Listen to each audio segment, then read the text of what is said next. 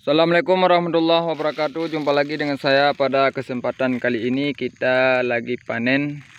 Ini panen yang ke-8. Alhamdulillah buahnya masih segar, masih bagus, masih dibilang masih buahnya masih subur.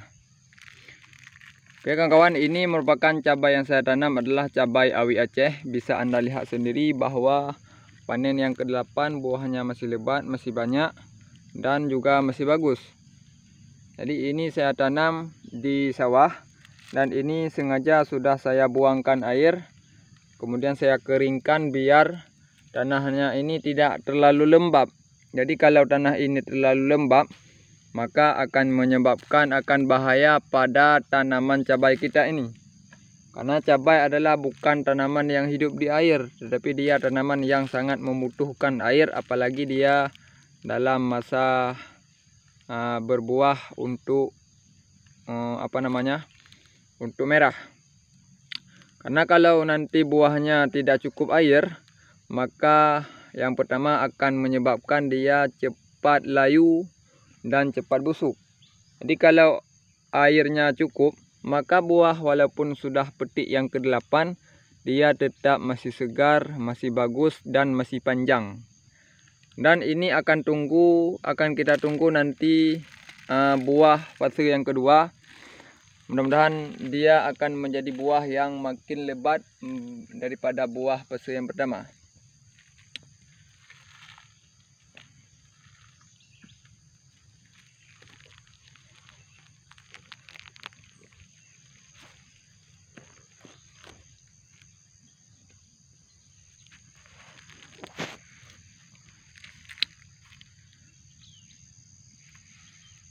Dan ini nanti akan saya ambil bibitnya dari buah-buah cabai tersebut. Jadi saya ambil pada tanaman yang sudah banyak kita petik ataupun yang sudah tua, biar nanti bibitnya bagus. Jadi kalau cabai masih muda, maka kurang bagus kalau untuk dijadikan sebagai bibit. Dan ini bibit yang saya ambil nanti akan saya tanam kembali di tempat yang sama ini, dengan cara mudah-mudahan ke depan saya akan memakai mulsa tidak seperti ini lagi, dan biar tidak banyak tumbuh gulma. Jadi kalau seperti ini memang buahnya lebat juga, tetapi kita kelelahan ataupun kewalahan sesekali dalam membersih gulma. Dan ini gulmanya sudah banyak, sudah mulai banyak. Bisa kita lihat sendiri gulma ini sudah mulai tumbuh. Jadi sampai panen ini, kalau kita bersih gulma ini sudah 3 kali bersih. Sudah 3 kali kita cabut gulma. Maka kalau tak memakai mulsa, tidak usah kita membersih gulma tersebut karena dia tidak akan tumbuh. Ini buah cabai awi Aceh. Maka cabainya sampai sudah panen bisa Anda lihat daunnya tetap segar, daunnya tetap bagus, tidak ada yang keriting. Bisa Anda lihat sendiri 90% ini daunnya masih segar, masih bagus.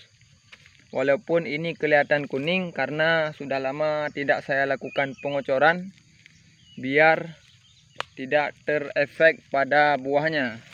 Jadi kalau buah sudah kita tunggu merah seperti ini, lebih baik kita hentikan dulu pemupukan. Jadi kalau banyak pupuk nanti akan menyebabkan yang lain, sehingga busuk buah dan lain sebagainya, adapun rontok buah. Pokoknya tidak bagus kita gunakan pupuk di saat kita menunggu buahnya merah. Jadi selesai pemetikan ini baru kita lakukan pengocoran kembali, guna dan maksud untuk bisa menghasilkan buah fase yang kedua lumayan banyak. Dan nanti saya akan jadikan ini ke bibit. Mudah-mudahan bibit yang saya jadikan ini akan berbuah makin lebat ke depannya. Oke kawan-kawan, bagi yang suka channel ini, jangan lupa tekan like dan subscribe. Channel ini akan selalu berbagi tentang pertanian, biar mudah-mudahan kita bisa menjadikan channel ini channel yang berarti bagi nusa dan bangsa. Dan hari ini saya ditemani oleh adik saya, biar proses pemetikannya lebih cepat.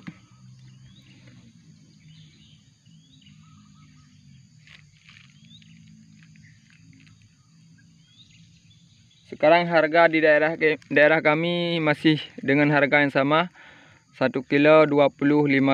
Mudah-mudahan ini panen yang banyak hari ini. Saya lihat banyak sekali yang merah. Mungkin ini panen puncak. Kemudian saya tanam ini ada dua periode. Dengan selang waktu yang berbeda antara periode yang pertama dengan periode yang kedua. Selang waktu tidak terlalu lama, sekitar 15 hari. Jadi mungkin habis panen ini, puncak nanti panen yang pada periode yang kedua.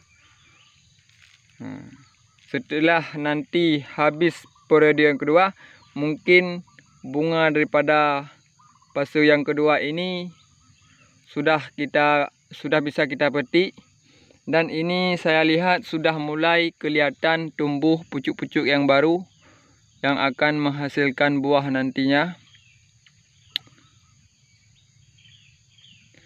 Nanti setelah saya panen sekitar 3 panen lagi, baru saya lakukan pengocoran. Jadi jarak yang saya tanam antara batang ini dengan batang ini lebih kurang sekitar 60 cm. Bahkan kadang-kadang ada yang lebih, karena saya tanam secara alami kemarin. Maka lebih baik kalau cabai awet Aceh ini jarak tanamnya antara batang satu dengan batang lainnya itu jaraknya 50 cm, lebih baik sekitar 50 cm. Karena dia batangnya tidak terlalu tinggi, tapi buahnya alhamdulillah lumayan lebat. Dan cara perawatannya juga tidak terlalu rumit, sehingga kita tidak membutuhkan biaya yang banyak. Jadi jumlah yang saya tanam ini lebih kurang sekitar 2.500 batang. Modal yang saya keluarkan hanya sekitar 1 juta saja sudah cukup. Bahkan mungkin tidak sampai 1 juta, karena pembendengan kemarin sudah jadi. Jadi modal yang saya keluarkan pupuk kemarin, pupuk Posca Jerman ataupun Poscaba 1 sak. Bahkan ini masih sisa setengah sak lagi. Jadi harga 1 sak 400.000, yang saya gunakan baru setengah, maka 200.000 modal untuk pupuk. Kemudian dari segi obat, mungkin dari segi obat penyemprotan dan pengocoran, ataupun MKP ataupun kalsium, mungkin lebih kurang sampai finish, sampai saya petik ini, obat yang saya gunakan paling banyak saya keluarkan mungkin sampai baru sekitar 350.000. Kemudian bibit yang saya gunakan kemarin ini bukan bibit langsung dari yang membikinnya, tetapi saya ambil sendiri dari petani cabai rawit Aceh. Saya ambil buahnya lalu saya jadikan bibit. Saya beli kemarin 1 kilo 35.000. Cuma sekianlah modal yang saya tanam cabai awet Aceh ini. Maka dengan modal yang sedemikian rupa, yang tidak terlalu banyak, tetapi saya sudah bisa menghasilkan sekarang ini lebih kurang sekitar 7 juta dari hasil cabai awet Aceh ini. Dengan modal yang baru 1 juta bisa menghasilkan sekarang sampai 7 juta. Kemudian ini masih banyak buah yang belum saya petik. Mudah-mudahan akan menghasilkan yang lebih banyak lagi, biar saya makin semangat lagi untuk menanam cabai awet Aceh ke depannya. Ini bukan bermaksud saya untuk mempromosikan cabai awet Aceh. Saya tidak menjual benih, tapi saya sarankan ataupun saya berbagi sharing ilmu bahwa cabai ini alhamdulillah lumayan bagus. Jadi kalau kalian minat bibitnya, tidak saya jualkan, langsung datang ke rumah saya. Bisa nanti di saat sudah merah bisa kita pilih untuk kita jadikan bibit. Jadi saya tidak berbisnis untuk menjualkan bibit, tapi saya semata-mata ini sharing-sharing supaya petani bisa menikmati channel ini, channel yang bermanfaat untuk kita semua. Oke kawan-kawan, cukup sekian dulu. Saya mau petik buah ini dulu. Jangan lupa tekan tombol like dan subscribe dan share kepada kawan-kawan semua.